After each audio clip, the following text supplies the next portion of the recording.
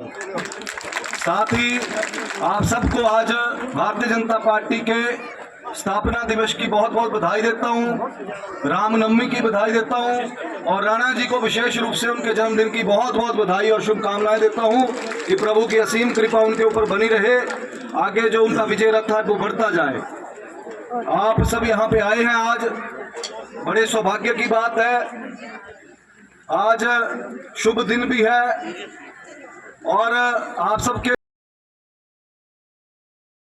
आज भी यहाँ पे इतनी भारी पहुंचे हैं, ये दिखाता है कि वर्तमान में सरकार चली हुई है। मुझे नहीं लगता और शायद ये लगता है कि सुजानपुर की नहीं पूरे हिमाचल की जनता दुखी है कि नहीं। दिहाड़ी 1500 बोलन था, फटाफट बोलो। आप बताओ, ये जो सरकार चली है सच्चे मन ने गला नो अंतरात्मा ने दुखी है, सब दुखी है। विधानसभा में मुद्दे उठा रहे हैं कि वृद्धा पेंशन नहीं आ रही है, विधवा पेंशन नहीं आ रही है, सहारा पेंशन नहीं आ रही है 4-5 महीने। अगर वहां पे मुद्दे उठा रहे हैं तो उसके बाद 1 महीने की झूठ है, तो सच है। बोल के जाते हैं चुनावों में, झूठे वादे करके गए, चाहे वो 15 चुनाव आए, राणा जी भी खड़े थे, मैंने भी चुनाव लड़ा, लेकिन जो उस समय बोला गया भी गए, बोले मैं तो एरियर करने देने पैसे, तुम जो 1500 ब्याजा करने दे। बोला भारतीय जनता पार्टी जो है वो मना कर रही है चुनाव आयोग के कोई पैसे नहीं डालने देने हैं और आप एक बार जिताओ, उसके बाद जो है जिस दिन जीत जाए। 1 साल हो गया है, 1 साल हो गया है। मैं याद दिलाना चाहता हूं आपको कि ये झूठ और फ्रेब की राजनीति जो है ये ज्यादा दिन नहीं चलती है। आज अगर उस समय भी अगर बदलाव की कोशिश की हमने तो ये प्रदेश के हित में की, ताकि इस प्रदेश में भारतीय जनता पार्टी की सरकार आए। और जैसे 19 राज्यों में भारतीय जनता पार्टी की सरकार है, अगर यहां भी हमारे राज्य में भारतीय जनता पार्टी की सरकार होती तो आज शायद परिस्थितियां कुछ और होती। मैं ठीक बोल रहा हूं कि गलत बोल रहा हूं, आप बताइए। आज देश कहां से कहां आगे बढ़ रहा है। सौभाग्य की बात यह है कि हमें वो प्रधानमंत्री मिले हैं जिस राष्ट्र के लिए समर्पित किया है, अपने लिए कुछ नहीं रखा है। पार्टी में हम कार्यकर्ता हैं और जो आहुति जो हमारा भी उसमें आहुति जो है वो हम भी डालने का प्रयास कर रहे हैं, ताकि अपने समाज में कुछ ना कुछ अच्छा काम करके जाए। आने वाला भविष्य बच्चों का सुरक्षित है तो केवल और केवल एक झंडे के तले सुरक्षित है, वो है भारतीय जनता पार्टी का झंडा, जो कि आने वाले समय में यहां पे आपने फहराना है। मेरी आपसे विनती है कि जो पहले गलतियां हुई हैं अब मत करना।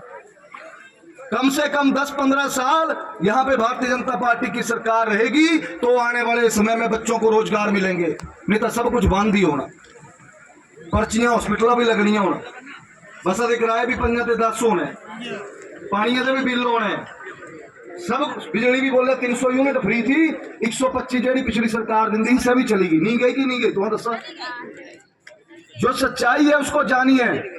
संस्थान बंद कर दिए गए, 1200 संस्थान जो खोले घोषणाएं की गई थी वो बंद कर दिए गए। जब वो बंद कर देने तो जेडे नौजवान बच्चे जिन्हें जो डिग्रियां की 3 बच्चे कुत्ते नौकरियां लेनी, तुम्हें दसा कहां पे वो बेचारे टीचर लगेंगे, कहां पे वो क्लर्क लगेगा, कहां पे कोई बच्चा पीएन लगेगा, कुछ नहीं लगेगा। जो हालात चले हैं केवल और केवल अखबारों में और आपको आंकड़े दिखाए जाते हैं कि 30,000 नौकरी दे दी गई।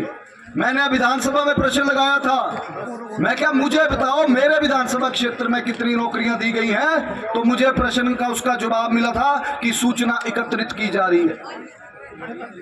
नहीं बता सकते हैं। मैंने बोला नाम सहित मुझे जानकारी दी जाए कि किस किस को व्यक्ति को किस किस को नौकरी मिली है, लेकिन नहीं दी गई। ताजे देनी कुछ नहीं है तो ना कुत्ते देना ना। आज चाहे आज केवल और केवल सरकार जो है एक चीज में उलझी हुई है कि विधायकों के ऊपर एफआईआर कैसे करनी है, उनके परिवारों को कैसे प्रताड़ित करना है। अगर हमने विरोध किया, मैं तो इंडिपेंडेंट विधायक था, मैं जिस मर्जी को वोट डालता उस समय, लेकिन परिवारों को तंग किया गया। मेरे ऊपर एफआईआर की गई, मेरे चाचा पे एफआईआर की गई, भाई के ऊपर एफआईआर की गई। किस लिए? और तो और आपके यहाँ के जो विधायक हैं उनकी धर्मपत्नी और बेटे के ऊपर भी की गई। इससे शर्मसार कुछ नहीं हो सकता।